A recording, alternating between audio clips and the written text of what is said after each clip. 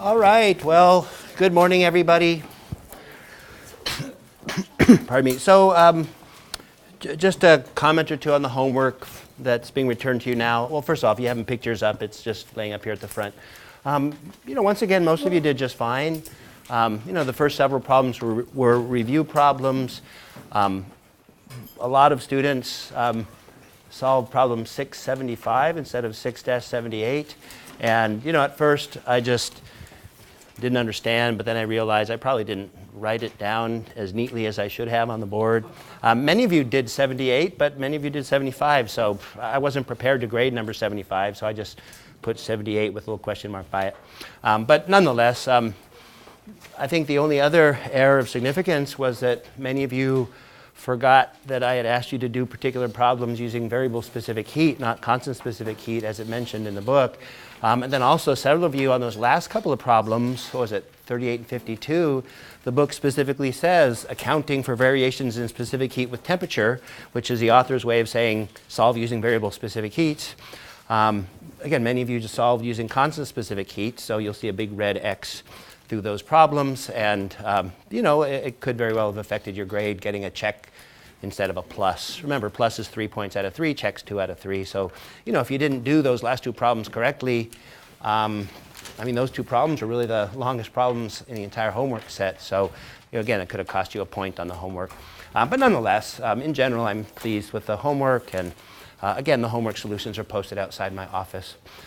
One other thing I wanted to note on problem 9-90 from your current homework set, it may not be entirely obvious how to solve it.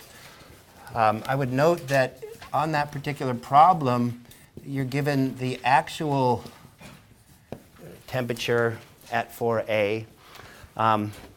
And what are you trying to find? I guess you're trying to find the temperature of point 3. You've never really been given a problem exactly like that before.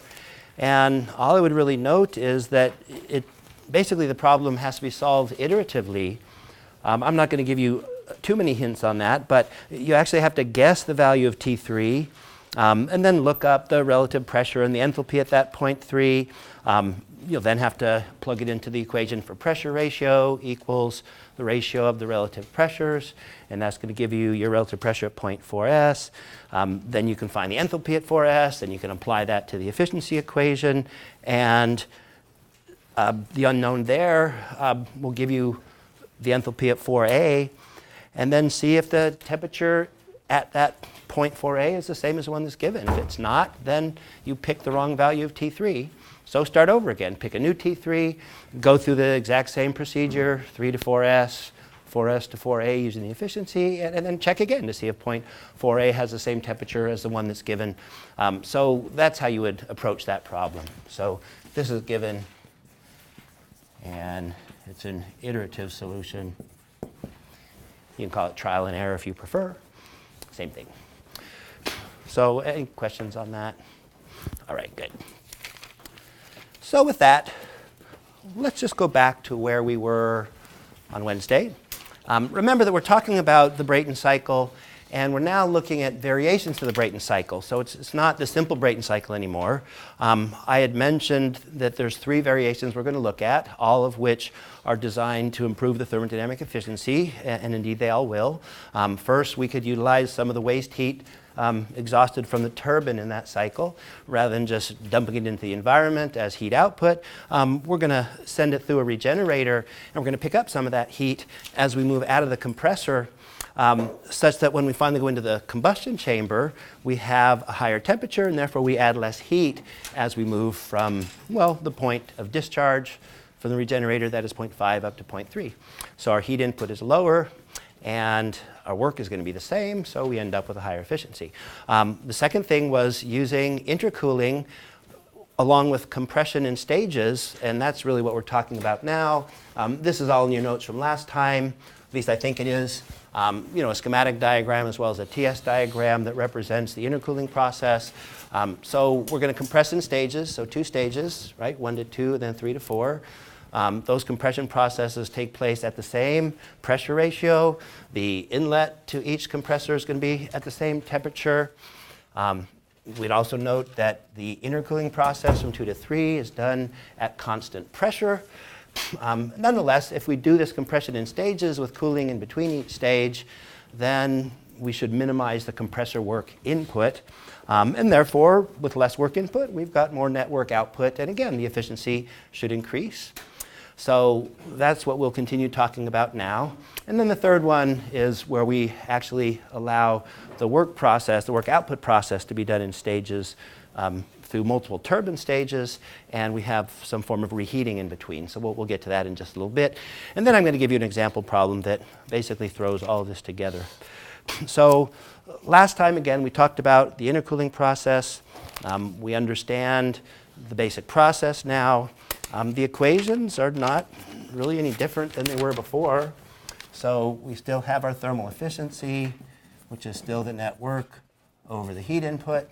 The net work is still just the difference between the turbine and the compressor work divided by the heat input. Again, I'm writing this on a per unit mass basis, all lowercase letters, but it could be capital letters, it could be dots. It doesn't really matter, but this is the basic thermal efficiency equation.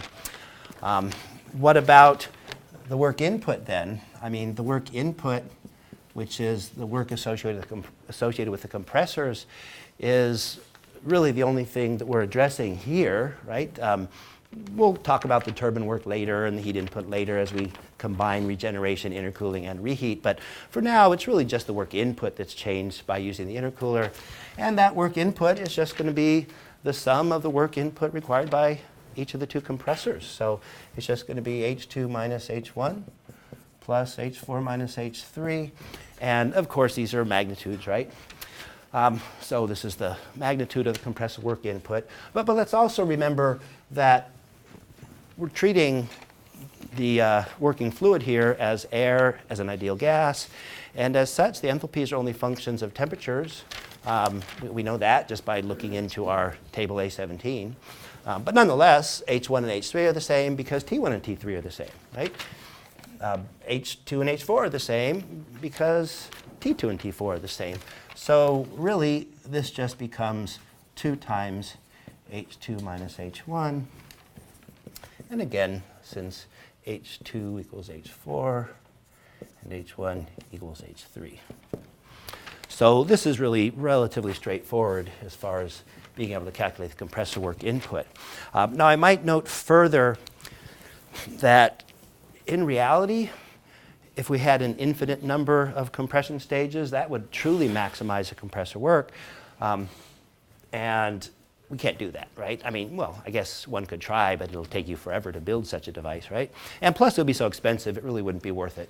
So having anything more than one intercooler with 2 compression stages really is about the limits of our economics, if you will. So we're not going to look at other situations. But certainly you could have 2 intercoolers or 3 intercoolers.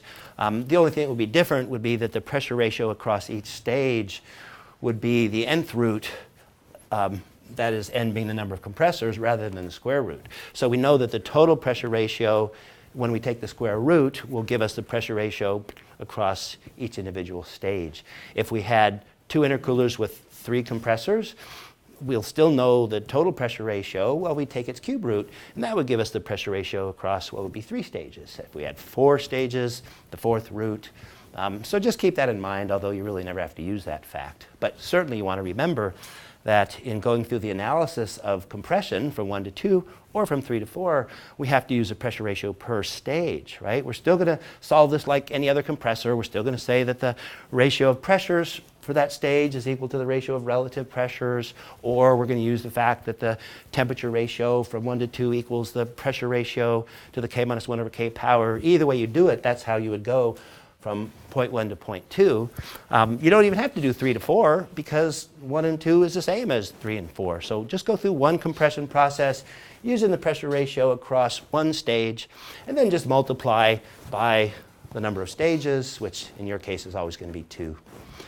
Anyway, are there any questions on this particular process or why it's relevant or important to have the extra compression stage? All right. So this now brings us to our third and final modification, which deals with reheat. Now, Here, when we talk about reheat, we're really referring to the expansion in the turbine. And I do call it turbine expansion. It is an expansion process, right? The pressure is dropping as the air moves through it. The gas should expand some. So, at lower temperatures, it's got lower density. So it is an expansion process. But nonetheless, like the compressor, where we can compress in stages in order to minimize the compressor work, if we do our turbine work, that is work output in stages, we can maximize the work output, that is maximize the turbine work. Now, between each stage, you have to add heat. It's essentially just the opposite of what we talked about in the compressor, right? You compress and then you remove heat if we have intercooling. With reheat, you expand in the turbine, then you reheat back up to the temperature that you had going into that first turbine. So how does reheat work? Well, before I write all those words, let me just illustrate. So we have our turbine, and I'll just put a big T for turbine. And then we're going to have some sort of a heat exchanger where we're going to have some heat input. And then we're going to expand through the next turbine. I'm not going to use 1, 2, 3, and 4 here. I'm going to use 6, 7, 8, and 9. Although, frankly, the numbers don't really matter. I mean, you can use A, B, C, D, or pick an alphabet anywhere in the world. You just have to keep track of what point is what, right? Anyway, this heat exchanger in the middle here, this is the reheater. And if we were to look at this on a TS diagram rather than a schematic, we still want to show our minimum and maximum pressure lines. We're going to start at an elevated temperature, right? I mean, we've added heat already. We've got high temperature air, combustion gases in the real world, but high temperature air for us. And now we're going to expand in stages. So let's show the intermediate pressure line too. So we go from 6 and we expand down to 7. We then reheat along the constant pressure line up to 0.8. And then we expand a second time, doing more work output as we finally get to 0.9. So the turbine work is really going to be the sum of the work from each of the two compressors. I'm sorry, each of the two turbines. Okay? So this is what's happening. Now, again, I should note that this is really the ideal case because we're assuming in this particular case that the turbine is ideal, that is isentropic. But it doesn't have to be, right? We could certainly solve a problem like this or like a compressor problem for the non-ideal case too, right? That is, well, we do have to use efficiencies, isentropic efficiencies associated with the compressor and with the turbine. So let's just move ahead. So how do we do this? What's the importance? So I'll just say, similar to compression in stages with intercooling, we can maximize the turbine work output if we expand in stages. And to do this properly, you expand in stages, and again, like the compressor, with equal pressure ratios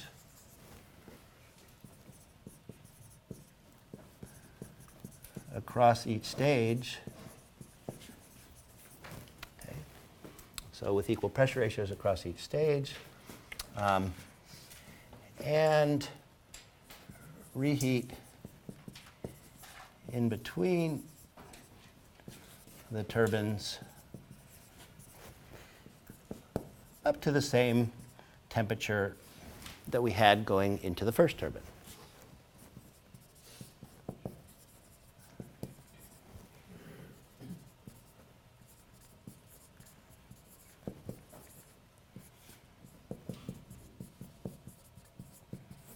Okay, and that's exactly what I've illustrated over here on the TS diagram, right?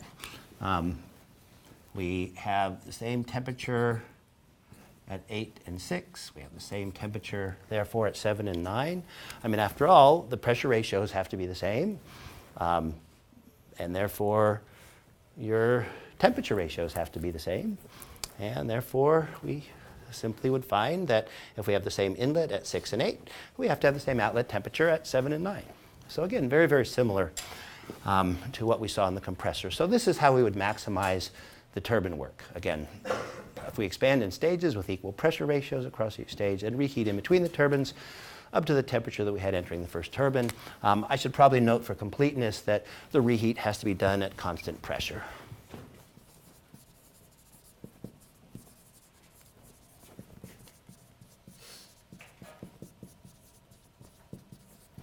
Okay, so with all this in mind then, first of all, what would be the pressure ratio across each stage, and also what would be the equations we would use. So once again, similar to what we saw for the compressor, I'm not going to actually go through the derivation, but if we know the total pressure ratio, that is P max over P min, then we just have to take the nth root, where n is the number of turbine stages. Again, though, in this class, 2 is going to be the maximum number of turbine stages we're going to deal with, and therefore just a single reheater in between. Again, it doesn't have to be that way, but it certainly would generally be that way in the real world. So I'll just say we can find that the pressure ratio across each stage is just going to equal the square root of the total pressure ratio. And of course, we know that the total pressure ratio is just the ratio of the maximum to the minimum pressure within the cycle. So that's what we would have as far as the pressure ratio that we would be required to use. Again, just to make sure it's in your notes, we would note that the temperatures at the inlet are going to be the same, and the temperatures at the outlet of each turbine stage are also going to be the same. So what would the work be? Well,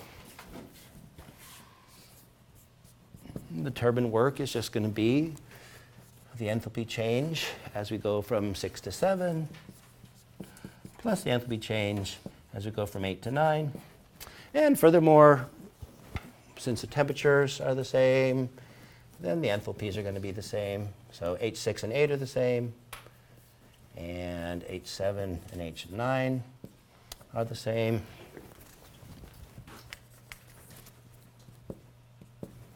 And therefore, well, clearly the turbine work is just going to equal 2 times the enthalpy change across one of the turbine stages.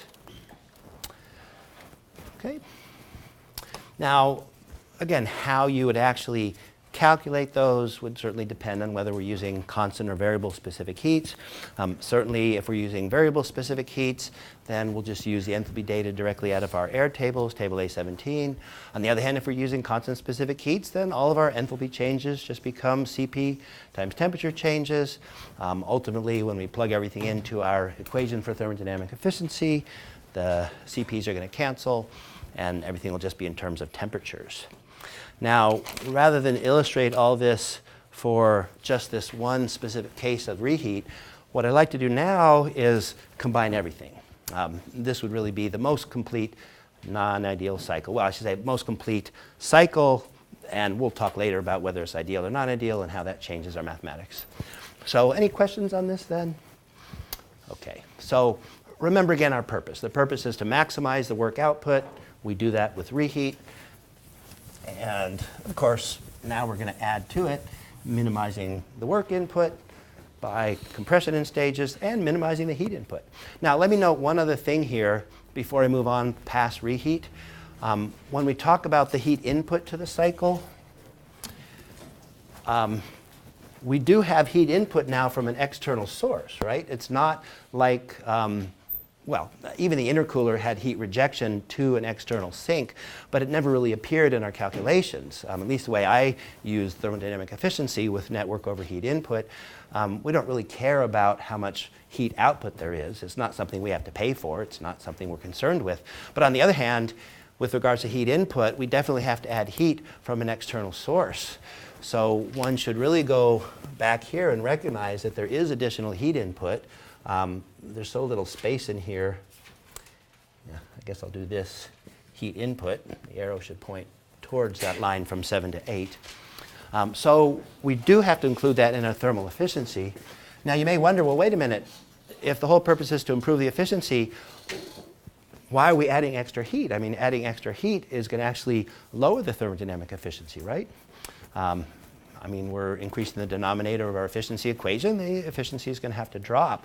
But fortunately, the added work you get by this expansion in stages will more than make up for the added heat that we have to pay for during the heat input process in the reheater, so the efficiency still should go up. All right. So let's just make that final note. Heat input in our thermal efficiency equation will include the reheater and really as well as the heat that's added in the combustion chamber.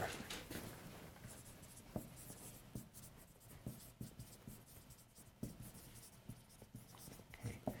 So please don't forget to include that when you're looking at the various equations. Okay. And again, I'm going to bring all this together now by looking at all three of our improvements. So any questions before I move on? Good. So let's just call this a Brayton cycle with everything. That's not really the official name of this Brayton cycle, but it's good enough. So first, the schematic diagram. So we have state point 1, and from state point 1, we're going to go into a compressor. And we come out of the compressor at point 2, and we have to provide our intercooling. So here's our Q out. We cool down to point 3, the same as T1, and we go through our second compressor. And now we come out of this compressor, and instead of running this air directly into the combustion chamber, we run it through our regenerator. So here's our big heat exchanger that we call a regenerator. And let's see, we come out of the compressor at 4, we go into our regenerator, and we come out of the regenerator at 5. Now we go into our combustion chamber. So CC for combustion chamber. This is our heat input. We come out of the combustion chamber and we go into our turbine. However, this is just our first turbine stage. So let's say we have 6 coming out of the combustion chamber. Now we go into turbine number 1. We do some work. We then have to reheat. By the way, I really should have labeled this intercooler over here for completeness. So we go through our reheater where we have more heat input. And we go through the second turbine. So let's see, 7 coming out of the first turbine, 8 out of the reheater, 9 coming out of our second turbine. And now, instead of letting this exhaust into the environment, or instead of rejecting heat from our air standard cycle, we go right back into the regenerator. We remove heat from this exhaust at point 10. And then we finally have our giant heat exchanger in the sky, the environment, and that brings us right back down to point 1. Okay, so this is our heat output.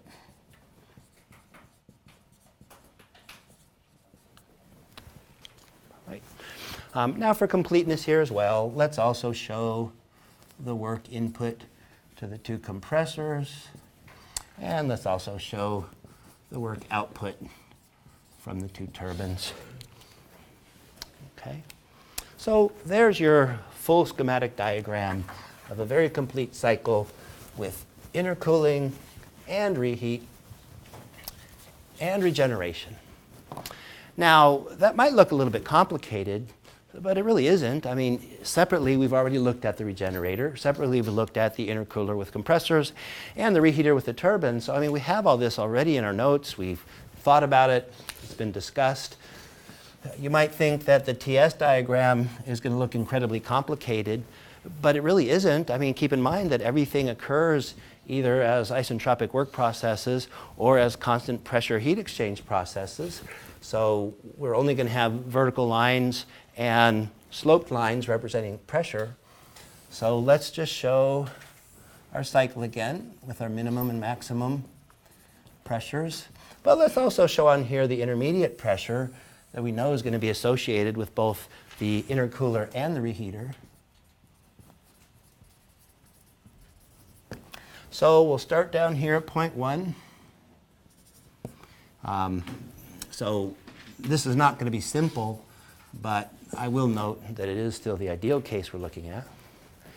We're not yet going to be talking about isentropic efficiencies, although we're doing that very shortly. So we start at point 1. We compress to point 2. We intercool to point 3 at the same temperature as 1. We compress up to point 4 at the same temperature as 2. We exchange heat in our regenerator up to point 5. We add more heat in our combustion chamber up to point 6. We expand first down to point 7. We then reheat up to 8. We expand a second time down to point 9. We now move through the regenerator and we exchange heat till we get to point 10. And then lastly, we just end up back here at point 1. So the cycle isn't too bad. Certainly you can see now why I chose to discuss the turbine and reheater from point 6, 7, 8, and 9, because that's consistent with this particular cycle. Now, what would be the thermodynamic efficiency? Well, it's the same. It's just the equation. It's just the net work over heat input. So that doesn't change. It's still turbine minus compressor work over the heat input. What does change, however, is the fact that we now have more than one work term and more than one, well, I should say more than one work output term from the turbine. We have more than one work input term to the compressor, and we have more than one heat input term now. So using the same numbering scheme that's here on these diagrams, what would our efficiency be? Well, let's see. The turbine work output is going to be the sum of the work output from the two turbines, but it's the same, right? Just like we saw. So it's really 2 times H6 minus H7. And then we subtract from this the required work input, and that's going to be twice the compressor's work, so that's 2 times H2 minus H1. And then in the denominator is just our heat input, and again we have heat input twice, right? We have heat input from 5 to 6, which is going to be our combustion chamber, but then we also have heat input from 7 to 8, which is our reheater. So H8 minus H7. And this then is our thermodynamic efficiency if we have, well, I mean, this is a good general equation, but again, this would apply specifically to the case where we would have variable specific heats. Again, all our enthalpy data is going to simply come from table A17. We're going to treat the compression process and the expansion process exactly as we've already done, so it really doesn't require more discussion at this point. There is one other thing, though, that we do have to be aware of, which is that since there's a regenerator, we still have a regenerator effectiveness. And regenerator effectiveness is still defined the same way, right? The actual heat input to the air coming out of the compressor going through the regenerator divided by the maximum possible. The problem, though, is that our state points are different. That is, they're numbered differently than when we talked about this previously. Again, the number shouldn't matter to anybody. It's the processes that you need to understand. So what is the actual amount of heat exchange? Well, that's as we go from point 4 to point 5. So this is just H5 minus H4. And then what would be the maximum possible? Well, it's as if we could heat from point 4 all the way up to the temperature of the exhaust coming out of the last turbine stage. That is all the way up to point 9. So H9 minus H4. The definition of the regenerator effectiveness hasn't changed. The only thing I've done here is used my updated thermodynamic state points. And that would be that. So any questions on any of this? I mean, again, it should be pretty straightforward. Once again, I do want to note that if we had variable specific heats, we use these equations I presented directly, and if we have constant specific heats, then we just replace the enthalpy change with Cp times temperature change, and of course the Cp's will appear in each term in both numerator and denominator, so they cancel, and your equation will only be in terms of temperatures. So quite frankly, you could just take this equation and just replace the h's with t's, and that would be the equation you would use if we have constant specific heats. And the same thing would apply to the regenerator effectiveness, right? You've got enthalpy in numerator and denominator.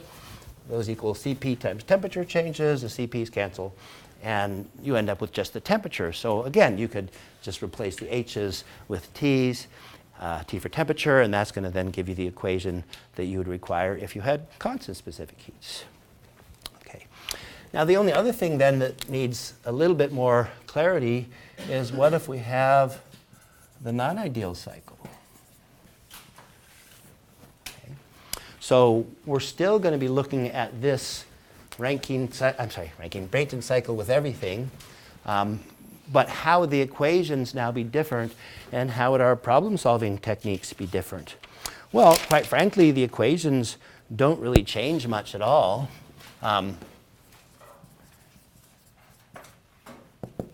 So again, it's just the analytics, that is the math of the problem, that's going to be a little bit different. The equations will change ever so slightly. I mean, quite frankly, and maybe I'll redraw the TS diagram. Quite frankly, the only real difference is that we're now going to have to use two different state points at 2 and 4, right? We'll have a 2s and a 2a. We'll have a 4s and a 4a. And we'll have two different state points at 7 and 9, right? We'll have a 7s and a 7a and a 9s and a 9a. So the basic diagram is going to be the same, but we'll go from 1 to 2s in an isentropic way. We'll then go from 1 to 2a utilizing, well, the efficiency, right? The compressor's isentropic efficiency. We'll then intercool back to 0.3, the same temperature as 1. So again, these are going to be the same. We'll then compress to we're really compressing to 4s and then 4a. So again, the dashed line represents the process that we have to analyze, but not the process that's really occurring, right? We assume it's isentropic. That gives me my enthalpy at 4s or temperature at 4s. If we're using constant specific heats, we apply the isentropic efficiency to get to 4a. Then we move through our regenerator again up to 5. We go into our combustion chamber at 6. And then we do the same thing. We expand to 7s, but really we're going to 7a. We then reheat up to 8. Once again, we expand to 9s, but really we're expanding to 9a. Again, use the efficiency of the turbine. And then we have heat rejection. Then we go back into the regenerator, and we come out at 0.10, and then finally we have our heat rejection back down to 0.1. So it's the same diagram, right? It's only different between 1, 2, 3, and 4, and then again 6, 7, 8, and 9. Okay. Now, the basic equations are not going to be any different, except that we have to make sure that we use the A terms as applicable. So in other words, the thermal efficiency is not going to just be written the same way, right? We're expanding from 6 to 7a, not 6 to 7 anymore. So we really need to show 2 times h6 minus h7a. We compress from 1 to 2a now, not just 2s, so it's 2 times h2a minus h1. And in the denominator, well, again, we have no differences until we get over here to 0.7. And then at 0.7, well, again, we have to use 7a. So we still have the heat input in the regenerator from 5 to 6. I'm sorry, not in the regenerator, in the reheater. well, I'm sorry, take that back. 5 to 6 is a combustion chamber. So we still have heat input in the combustion chamber from 5 to 6, so that doesn't change. And then we have heat input in the reheater. Okay, and that's taking us from 7A to 8. So we have H8 minus H7A. Okay, so ever so slightly different, but not that much different, right? Anyway, and then of course, the regenerator effectiveness is also going to be affected. We're going to have to use 4A's and 9A's instead of just 4's and 9's. So H5 minus H4A over H9 minus, H9A minus H4A. And this is going to be our regenerator effectiveness equation. Now, of course, when you see the A's, that implies that we have to do the isentropic analysis first. We know that we have to use the relative pressures to go through both the compression and the expansion process in order to get points 2s and 4s or 7s and 9s, right? Then we use the isentropic efficiency of the turbine and the compressor to go from, well, 2s to 2a or 4s to 4a or 7s to 7a, 9s to 9a. I mean, we've talked about this before. We haven't used the same numbering scheme again, but again, that's really immaterial, right? It's all about understanding the processes and how to go through them. And maybe as a suggestion, maybe you want to solve some problems with different numbers. Just kind of swap all the points and just make sure you can go through something understanding the individual processes and not just memorizing equations with numbers on them. I mean, what if I gave you a problem on an exam that had an intercooler but no reheater, or a regenerator and a reheater but no intercooler? I wouldn't be using the same numbering scheme. For every device we remove, we're going to have one less or maybe two less thermodynamic state points. So, understand the processes. Don't just memorize equations. So let us now go through an example problem that will pull all this together. And yeah, it's a little bit long because we have a lot of processes to analyze, but if you can do this example problem, or at least understand this example problem, you should be able to do any problem I would throw at you. So this is from your textbook with a slight revision. It's Chapter 9, Problem 121. And just turn this on.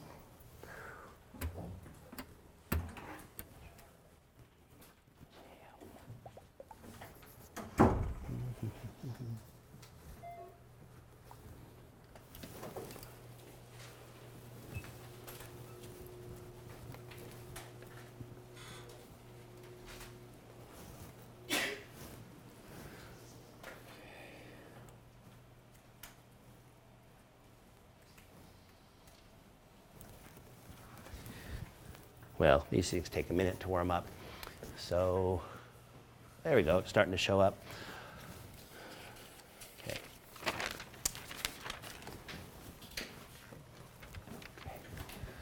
I don't know, I mean, I could get rid of all the background, but then this is going to be such a giant problem statement, it's almost harder to read that way. So you can enjoy the image in the background while you're reading the problem statement. So this is problem 9-121. I'll put E8 for the 8th edition of the book, and I'm starting to do it this way because some of the examples I'm going to use moving forward are from the 7th edition or the 6th edition. I mean, I've got some going all the way back to the 2nd edition, but that's only because I've been here 32 years. But nonetheless, we're going to modify this a little bit. This is going to be with a regenerator effectiveness of 75%, a compressor efficiency of 80%, and a turbine efficiency of 85%. Okay? And I guess technically we would call this part B of this problem, because part B already tells you that you have a regenerator with this effectiveness, but it doesn't give you anything with regards to the isentropic efficiencies. In fact, if you read it, it says consider an ideal gas turbine cycle, but this is not ideal. Okay? So that's why I say with these, so please note again, this is not an ideal cycle. Nonetheless, we have our gas turbine cycle, not ideal, and there's 2 compression stages and 2 expansion stages. In other words, we have intercooling and reheat. We're given the pressure ratio across each stage of the compressor. which often is not given. Sometimes they'll give you the total pressure ratio, or they'll say what the maximum and minimum pressures are. And then you'd have to use the square root of the total pressure ratio to get the compression ratio across each stage.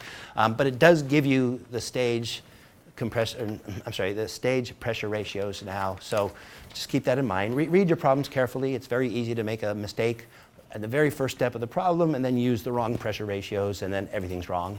All right, they've also given you the temperature entering each stage of the compressor and each stage of the turbine as 300 and 1200 Kelvin respectively. Now again, they don't really have to say each stage, because we know that the temperature is the same going into each stage. So they could have just said that the inlet temperature of a compressor is a particular value, or a turbine is a particular value, and you just know that they're the same for each stage. Anyway, they want us to find the back work ratio as well as the thermodynamic efficiency of the cycle. And again, in part B, with my modification, we have this other data. So let's just write out what we have.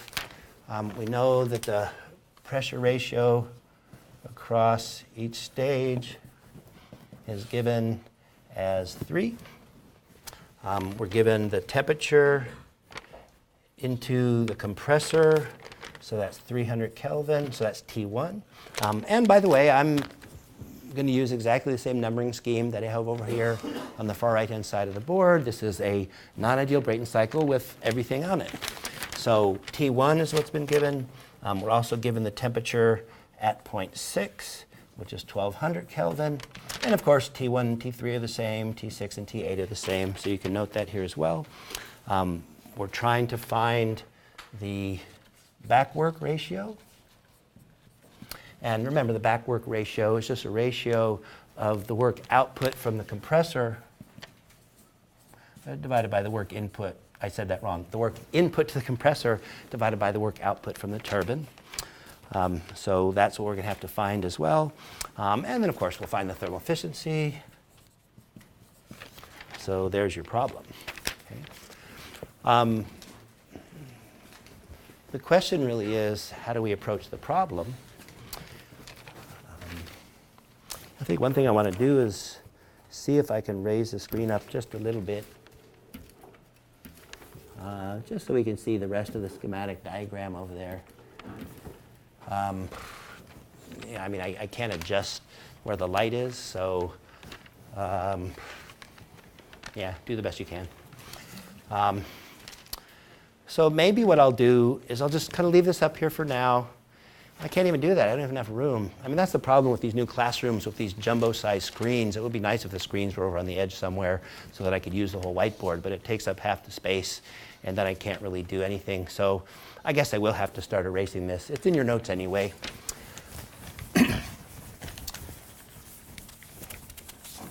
So yeah, I guess I'll just put the screen back down to avoid the glare.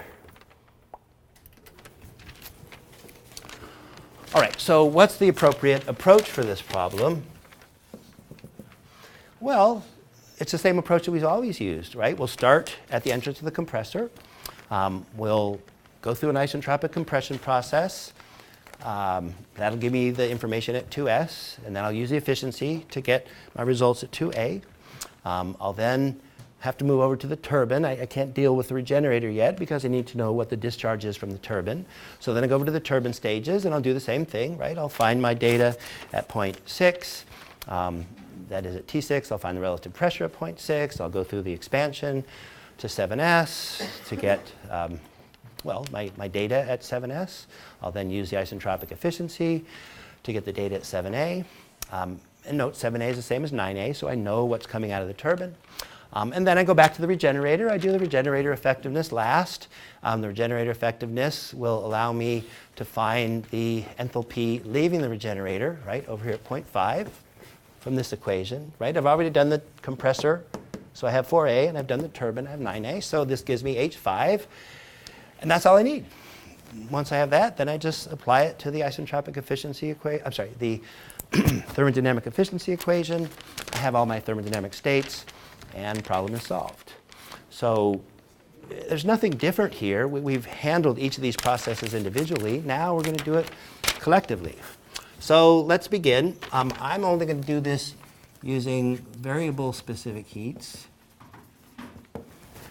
Certainly you could do it using constant specific heats. It will not be as accurate, and you're not going to get exactly the same results, but still it's worth noting that this is the only method I'm going to use. So let's just begin. So first of all, at T1, we have to go into table A17, and we need two things. We need the enthalpy and the relative pressure. So the enthalpy at 1 is 300.19 kilojoules per kilogram. That will be at T1 of 300 Kelvin. And the relative pressure is going to be 1.386. Okay. Now we have to go through the isentropic compression. So you would note here that the pressure ratio across each stage is really just going to be P2 over P1, which is PR2 over PR1. Again, this is not entirely correct because this only applies to the isentropic process, right? So don't forget your S. This will then allow me to find PR2S, right? So P2 over P1 is equal to 3. We have PR1 from above. So this gives me PR2S, and it's going to equal 4.158. Can you guys see these numbers over in the far corner? Anyway, I can't hold it there, but it's 4.158. I'll just move it.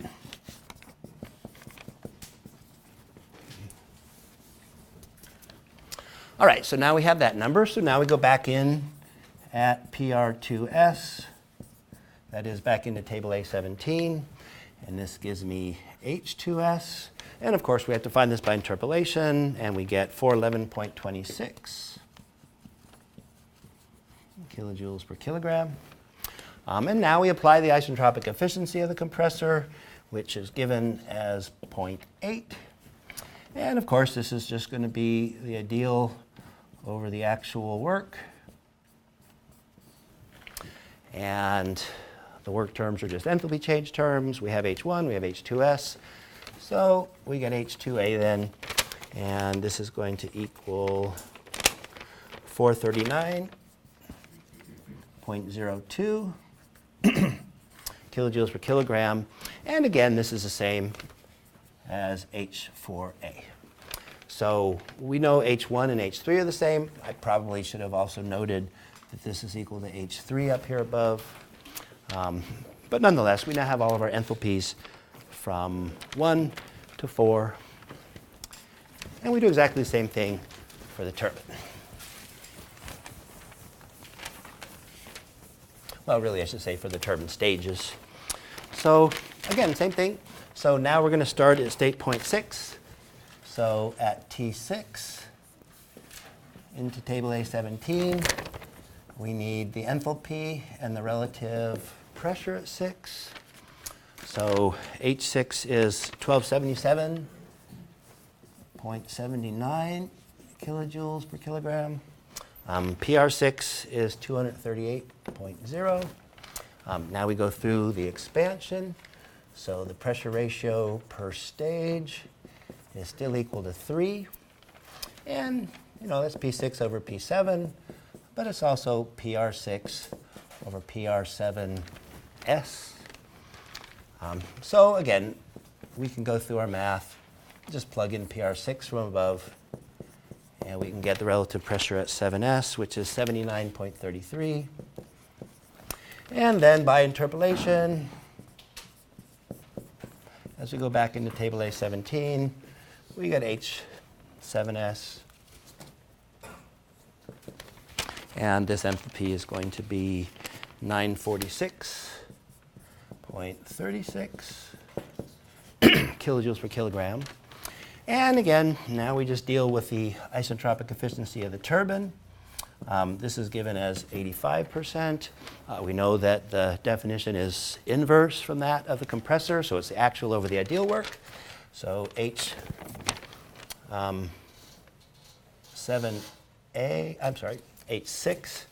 minus H7A over H6 minus H7S. And then what we want to do is we simply want to plug in the numbers from above and solve. And we get the actual enthalpy leaving that turbine, that is H7A, of 996.07. And again, kilojoules per kilogram. Okay. Now, once again, we know that each turbine has the same inlet. So up above, you could just note that H6 and H8 are the same. And down below, H7A and H9A are the same. So the next step, and it looks like I'll have to erase the TS diagram now. The next step is to solve for the regenerator effectiveness in order to get the temperature, well, I'm sorry, the enthalpy that leaves the regenerator. So again, there's only a single unknown, right? In fact, I just erased the equation that we're going to use, so I guess I didn't really have to erase it. Okay, so H5 minus H4A over H9A minus H4A. Once again, everything we already know from above, so I'm not going to bother to plug in the numbers. You can do that at home. We end up with H5 of 856.81 kilojoules per kilogram. That's the hard part. The rest is just finding the data that we need. So we need the compressor work, we need the turbine work so that we can find the back work ratio, and we need the heat input additionally to find the thermodynamic efficiency. So the compressor work is just 2 times H2A minus H1. Again, I'm not going to bother to plug and chug, but you can plug all the numbers in yourself, and we get 277.66 kilojoules per kilogram for the compressor work input. We have 2 times H6 minus H7A as the total turbine work output. So again, if we go through the math, this is 563.44 kilojoules per kilogram. The heat input is from our combustion chamber as well as the reheater. So H6 minus H5 is the combustion chamber, and then H8 minus H7A represents the reheater. So again, we have all the data already here on the board. Plug it all in, and we get 702.7 kilojoules per kilogram. We find our back work ratio, the compressor work input divided by the turbine work output. So just take the ratio of the two terms above, and we get 0.493. That might sound like a lot. I mean, fully half of the work being produced by the turbine is being used up by the compressor. In other words, only half of the turbine's work output is actually net work that could be used to generate electricity or thrust or whatever your work output is. But that's not unusual. For these types of systems, it's very common for a significant portion of the turbine's work to be required by the compressor. So there's one result. And then lastly, the thermodynamic efficiency, our net work over the heat input. We'll find that this is 0.407 or 40.7%. So there's the results for this particular problem. Now, some of you might think that a 40% thermodynamic efficiency is pretty lousy. It's actually excellent. If we look at a typical steam power plant that exists out there in the world, and fully 80% or so of our electricity is generated from steam electric power plants, the best of them, the very best of them, is maybe 34% efficiency. A gas turbine like this, using the Brayton cycle, has efficiencies in the 40% range. It's significantly higher. So these are actually very good numbers. The nice thing about having achievable efficiencies in the 30 to 40% range is that there's always going to be work for mechanical engineers. I mean, you're always going to have to try to improve the efficiency, to do whatever you can, whether it's through materials or processes or controls or thermodynamics or fluid flow or whatever. You're always trying to make improvements, right? I mean, the company that come up with the next latest and greatest product is going to be the one that wins, if you will, in the business world, and that's a good thing, right? Of course, it's also good from an environmental point of view. The higher our efficiency, then the less heat output, the less thermal pollution, if you will, and presumably the less fuel we would have to burn to produce the work that we need. So that's good for pollution. So for all sorts of reasons, it's good to keep working on improving efficiencies. Now, just as a matter of note here, if one were to solve this problem without a regenerator,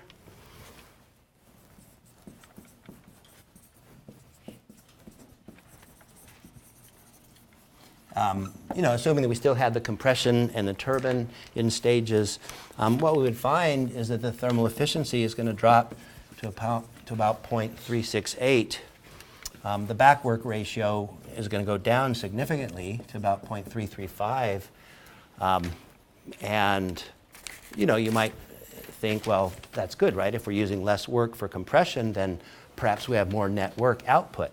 But that's not true, okay? Without the regenerator, we have more heat input. Yeah, we might have less work input, but we also are going to require quite a bit more heat input, and the efficiency is going to drop, okay? And again, it's not just dropping by 4/100ths, or if you will, it's not just dropping by 4%.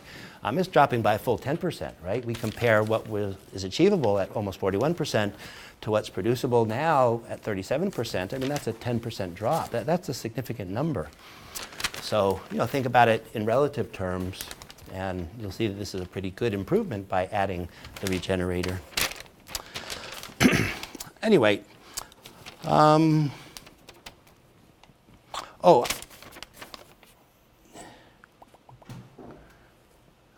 yeah, that's right. Okay. So, I'm sorry, one other thing. Without a regenerator, I should have also said, and with assumed compressor and turbine efficiencies of 100%, in other words, that would be part A of the problem as it was actually presented in the textbook. Again, we have significant differences. So nonetheless, are there any questions then at all? Because this is really our end of the discussion of Brayton cycles. Are there any questions at all on this particular type of cycle? Good. So now we will move on, and I have just the right amount of time to introduce you to my favorite cycle, certainly the one you'll see most in the world, the Rankine cycle, which is our steam power plant cycle. Again, the vast majority of the electricity that's produced in this world, not just the US, but the entire world, comes from steam power plants. So we really need to understand how to analyze such a device. So this brings us then to the Rankine cycle. And this is going to be the last of the heat engine cycles that we're going to talk about. It's not going to be the last cycle. After we talk about the Rankine cycle, we'll then get into the kind of cycles that we'd use for air conditioning, refrigeration processes. So, that's going to be not the heat engine cycle, but the refrigeration cycle, and we'll get to that eventually. But right now, the Rankine cycle. So this is used for steam power plants. Okay. Now, there's significant similarities between the Rankine and the Brayton cycle, not necessarily in the way that we utilize our data or how we use that in our equations, but just like the Brayton cycle, we're still going to have constant pressure heat exchange. So the heat input and heat rejection is still going to be done at constant pressure.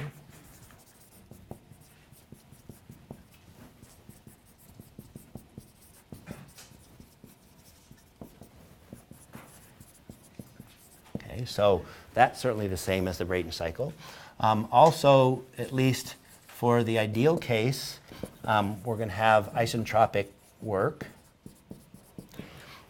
So the work input is going to be isentropic, the work output is going to be isentropic. So again, just like the Brayton cycle. And of course, if we use a non-ideal cycle, which we'll certainly do, then we'll still have to assume first that it's isentropic, but then we'll have to apply the isentropic efficiency in order to get the actual work associated with this cycle.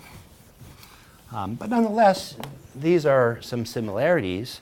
The names of the devices that we use are certainly going to be a little bit different than we do in the Brayton cycle. So let me just show a simple schematic. So this is going to be for the simple Rankine cycle. So first of all, we'll start at some state point. Let's just call it 1. And we'll note that this is used for steam power plants. So we're not talking about air cycles anymore at all. You can just completely remove that from your mind at this point. We're using water, right? Steam is a form of water. So we're actually going to take liquid water at point 1, and rather than send it through a compressor for our work input, we're going to send it into a pump. Now again, a pump and a compressor perform exactly the same function. We just call it a pump because it moves a liquid rather than a compressor which moves a vapor, but it's the same process. We're going to leave the pump at state point 2, and we're going to go into a heat exchanger of some sort. Now granted, this is not going to be a combustion chamber anymore. Here is where we're going to turn our liquid water into steam. So this is an actual boiler. Okay, so this is where we have our heat input to the cycle. So we come out of the boiler at state point 3. So this is our high temperature, high pressure of the cycle. We're now going to go through a turbine. We still call this a turbine. So this is where our work output is going to be. So work output is turbine work. By the way, over here when I put work input, I probably should have put WP as well, just for pump. But nonetheless, so we're back to the turbine. We have our work output, and we leave at point 4. And then we have to reject heat into the environment. Now this is water, right? It's not air. We're not going to just, in the real world, we're not going to just dump the water out into the environment. We have to take that water and cool it down. And in fact, as it comes out of the boiler, it's steam. As it leaves the turbine, it's either steam or a two-phase mix. But nonetheless, we have to send it through a device that's going to condense that steam back into liquid water again. And of course, we use the word condenser, right? It's condensing the steam. We call this a condenser. Okay. Now, in the condenser, there's going to be some heat rejection, so there's the heat output. How this is done is not something that we're going to talk about immediately. It could be done through a variety of means, but typically this is a big heat exchanger. You've got the steam on one side of some tubes inside a big shell. On the other side of the tubes, you have cooling water from the local ocean or a river or a lake, or it could be from a device like a cooling tower, which we'll actually talk about near the end of this quarter. But it's a heat exchanger again, and we just condense back into a liquid. So this is the basic Rankine cycle as shown on a schematic diagram. No more complicated than a Brayton cycle for sure. In fact, in many ways, the analysis is going to be a little bit easier. We're not going to have to deal with relative pressures and all that. We're just simply going to take our enthalpy and entropy data in our steam tables, table A4 through A6. So this is the basic process. It would certainly be appropriate to show this on a TS diagram. Now here, I would like to show it relative to the saturation lines. So there's my saturation curve. There's my critical point up at the top. State point 1, without exception, is going to be a saturated liquid. Okay, so always a saturated liquid. This represents the low pressure of the cycle. So let me also just show a couple of constant pressure lines. I'll again show the maximum and minimum. But of course, this is different than our Brayton cycle, right? In our Brayton cycle, it was just air as a gas. It just would occur over here in this area, and that's why we always had these angled lines. Now, we have the saturation region. We have constant pressure at a uniform temperature as we go through the saturation region. So that's why I have the curved lines that become flat for a while, and then they curve back up again. Nonetheless, we compress isentropically to point 2, right? We then add heat at constant pressure until we get up to some point 3. We then expand isentropically until we get back to point 4, and then we get right back over to point 1 again. So we've got our pump work input, our turbine work output, our heat input, and our heat output. And there's your basic, simple, and ideal. So I better write that both, simple and ideal Rankine cycle. Okay. By the way, we'll certainly adjust this later. We'll look at non-ideal cycles. We'll look at cycles that are not simple. We'll look at a form of regeneration to try to improve the efficiency, but that'll be later. So this is the basic Rankine cycle, and that's really all the time I have. Yeah, question? Are those from 1 to 2 and 3 to 4, are those supposed to be straight down? Yes, yes, they're isotropic, and I don't know, maybe my curves aren't as vertical as they should be, but yeah, these are clearly isentropic processes. So anyway, here is our basic cycle. We'll get into this in a lot more detail next week. So have a nice weekend, everybody. Once again, don't forget to pick up your homework up at the front. If any of you missed my hint on problem 990, then just talk to one of your classmates, and I will see you all then. So.